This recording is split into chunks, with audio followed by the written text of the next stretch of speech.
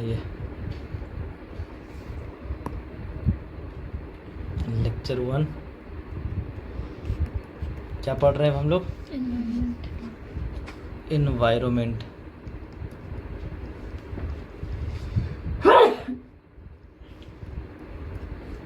ठीक है, पहले बेसिक डेफिनेशन जान जाइए।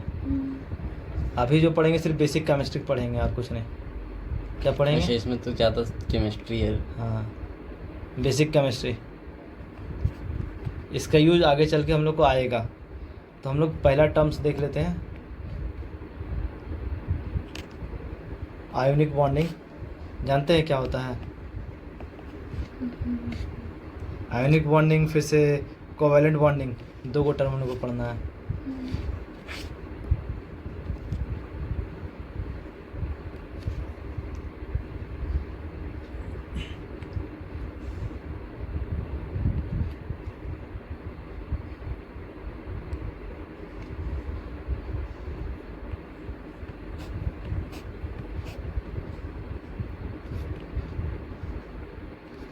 आयोनिक बॉन्डिंग, दूसरा कोवैलेंट बॉन्डिंग। आयोनिक में क्या होता है, आप इसका एग्जांपल से ही समझ जाइएगा। NaCl, सोडियम क्लोराइड, ठीक ना, नमक है, ठीक ना। सोडियम का Na+ आयन, Cl- आयन, ये दोनों आपस में, ये इलेक्ट्रॉन इसको शेयर कर दिया, दे दिया हमेशा के लिए, ये इसको हमेशा के लिए दे दिया, एक इलेक्ट्रॉन, ठीक ना। तो ये आयोनिक बॉन्डिंग है। कोवैलेंट में क्या होता है, शेयरिंग करता है, ठीक ना, ये आपस में अपना उसको। हाँ, जैसे कि आप H2O पढ़ते हैं, इसका फिगर बनाते थे। ये आपका एक ऑक्सीजन, ये ऑक्सीजन रहता था और ये आपका दोनों साइड हाइड्रोजन आ जाता था, ऐसे बनाए हैं। या फिर आप फिर ऐसे इसको ये पढ़ते होंगे, ऑक्सीजन के पास hydrogen helium lithium beryllium boron carbon nitrogen oxygen 8 होता है। तो आप 8 बनाइएगा, 1 2 3 4 5 6 7 8 ऐसे बनाते थे। आप हाइड्रोजन के पास एक होता था, हाइड्रोजन के पास एक, आप उसमें ऐसे करके बॉन्ड बना दिया, तो शेयर किया। देखिए, इसको स्टेबल रहने के लिए 2 चाहिए था, ले लिया इससे। फिर इधर से भी ये अपना एक दे दिया, हाइड्रोजन के पास एक है ना अपना, तो इसके साथ बिना करके स्टेबल हो गया। हाइड्रोजन का अपना कौन सा है? ये हाइड्रोजन का अपना है, ये हाइड्रोजन का है, ये हाइड्रोजन का है। और ये लिया किससे? ऑक्सीजन से। और ये ऑक्सीजन जो है ये अपना तो 8 है, तो आप 8 के साथ अपना ऑक्टेट कंप्लीट किए हुए हैं, उससे नहीं लिया, ठीक ना। तो शेयरिंग हो गया, शेयर कर दिया ये ना। और यहाँ पे क्या हुआ, ये परमानेंटली, देखिए सोडियम के पास, सोडियम का एटॉमिक नंबर बोलिए, सोडियम का 11 होता है, ठीक है। सोडियम का 11, तो क्या कैसे लिखते हैं? 2s2 2p6 पढ़े हैं, 1s2 2s2 2p6, 1s2 2s2 2p6, 3s1 आएगा। तो देखिए 6 2 8 2 10 और 1 11। 1s2 के लिए एक सेल बनाइएगा, जिसमें 1 2 दिखाइएगा, S सेल, फिर P सेल बनाइएगा, ठीक ना। तो वैसे करके 1 2 3 4 5 6 दिखाइएगा, लास्ट वाला में 1 बार रहेगा, ठीक ना। अब ये एक्स्ट्रा है इसके पास, ये एक्स्ट्रा है, ये देखिए 3s1। आप देखिए यहीं तक ऑक्टेट पूरा कर लिया, 6 2 8 1s2 2, तो S सेल में 2 गो रहता है, तो यहाँ पे ये ऑक्टेट पूरा कर लिया, ठीक ना। तो ये जो आपका एक्स्ट्रा है, तो ये क्या करेगा, ये जो एक्स्ट्रा है ये दे देगा किसको? क्लोरीन को, क्योंकि क्लोरीन के पास एक कम था। क्लोरीन का कितना पढ़े हैं? 17 पढ़े हैं। 17 को तोड़िए तो 1s2 2 हुआ, 2s2 2 हुआ, 2p6 6 हुआ, ये 2 हो गया। वैसे करके 3s1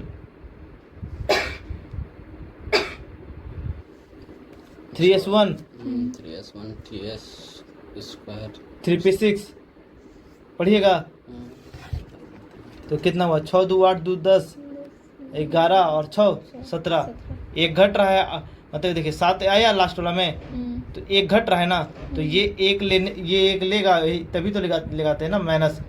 तो ये एक ले सकता है, ये प्लस लगा है, मतलब ये एक डोनेट कर सकता है, तो ये इसको डोनेट कर दिया, इससे ले लिया, ठीक ना। तो जाके आयोनिक बॉन्डिंग, आपस में आयोनिक बॉन्डिंग बना लिया। अब क्या होता है ज़्यादा केमिस्ट्री नहीं जानना है हम लोग को, ठीक है। अब आ जाते हैं हम लोग मेन चीज़ पे पहुंचते हैं, परसेंटेज कंपोजिशन।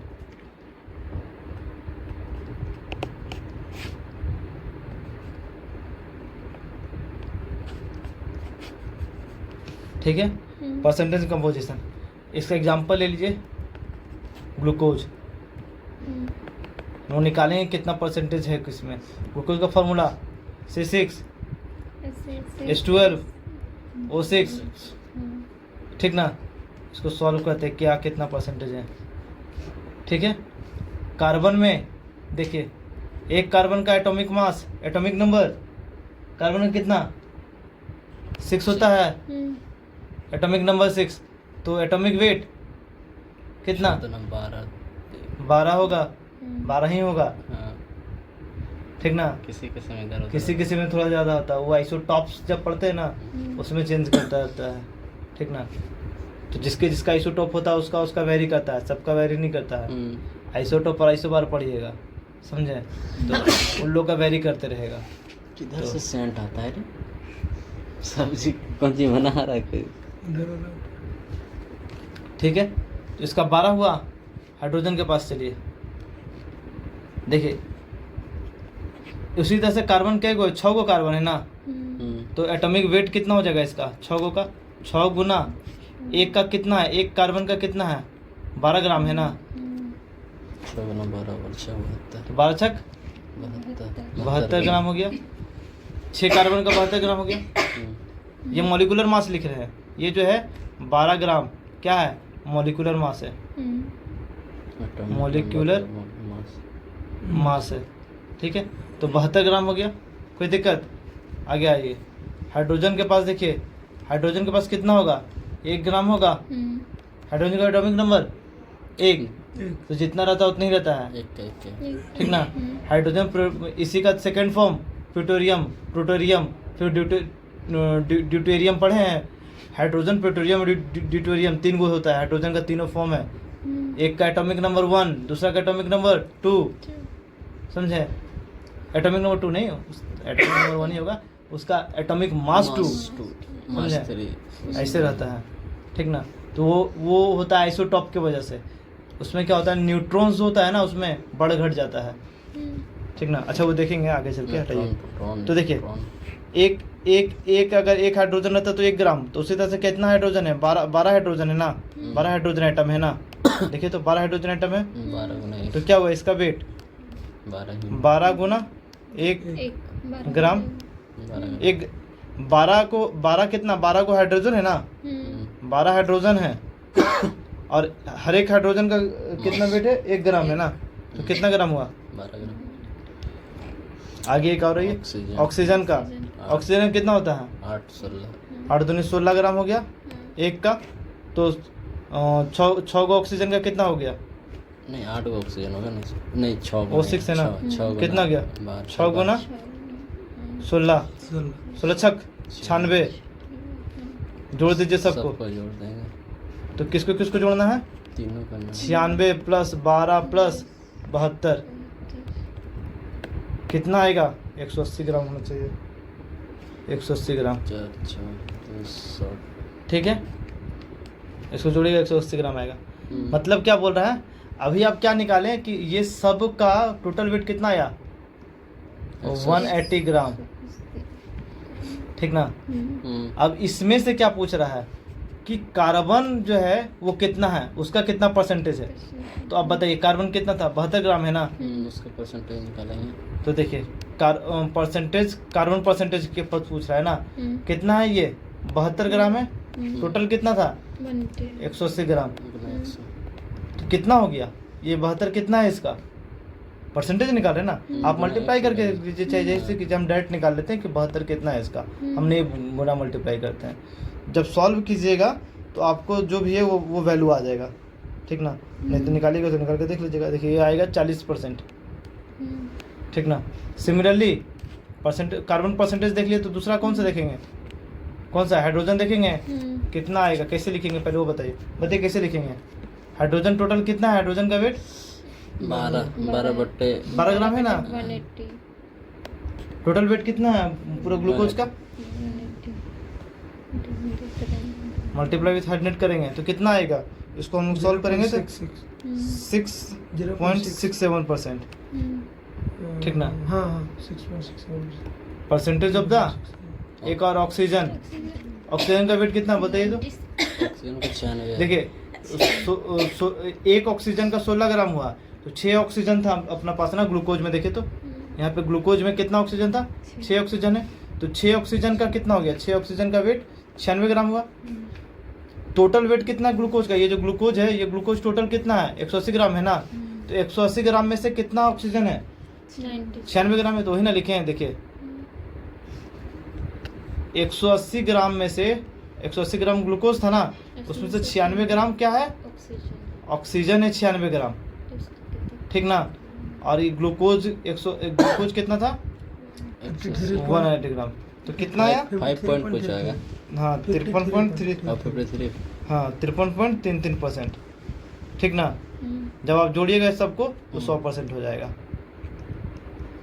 समझे? तो ये परसेंटेज कंपोजिशन देख लिए। अब आ जाइए महत्वपूर्ण चीज़ों में। इसमें से एक टर्म आता है, सुने होंगे एसिड, हाँ फिर सुने होंगे बेस, फिर सुने होंगे सॉल्ट। सुने हैं ना? Acid base salt. ठीक है? एसिड क्या होता है? 7 से खट्टा जो होता है ना सब एसिड होता है। बेस तीखा जो होता है ना वो होता है बेस। नमकीन सॉल्ट नहीं, अभी देखिए ना आगे सब पता चल जाएगा। सॉल्ट है नमक। ठीक ना? बेसिक नीचे सुनते हैं तीखापन को कहते हैं बेस, हल्का तीखा जो रहता है। ठीक ना? और आप उसको मत समझिए नमक का पानी जो समुद्र का पानी वो बेस है, वो नहीं। उसमें OH आयन के वजह से उसको हम लोग कहते हैं कि बेस है, ना कि उसका टेस्ट की वजह से। जो टेस्ट करते हैं नमक वाला टेस्ट आया तो इसका मतलब थोड़ी जो है कि वो बेस है। हाँ समझे? बात समझ रहे हैं? अगर वो बेस हम लोग कह रहे हैं उसको OH होने की वजह से, अदरवाइज नहीं कहते उसको बेस। अच्छा तीखा को बोल रहा है, ऐसे तो हाँ। केमिस्ट्री तो उसी को पढ़े थे। क्या चीज? तो अभी आपको क्लियर हो रहा है ना? अब जरा सोचिए, अभी आप एसिड पढ़िएगा, acid is due to H+ ion, base is due to OH ion. अभी आप देखिएगा। ठीक ना? जब आप OH आयन के वजह से पढ़ रहे हैं कि वो बेस है और H+ आयन के वजह से वो एसिड है, तो आप कैसे कह सकते हैं कि वो मतलब जो सॉल्ट है और जो बेस है वो नमकीन होगा? नहीं ना कह सकते हैं। क्लियर हो रहा चीज जो कह रहे हैं? OH जैसे हो गया। OH आयन है तब आप कह रहे हैं कि वो बेस है। ठीक ना? वो आगे देखेंगे चीजें।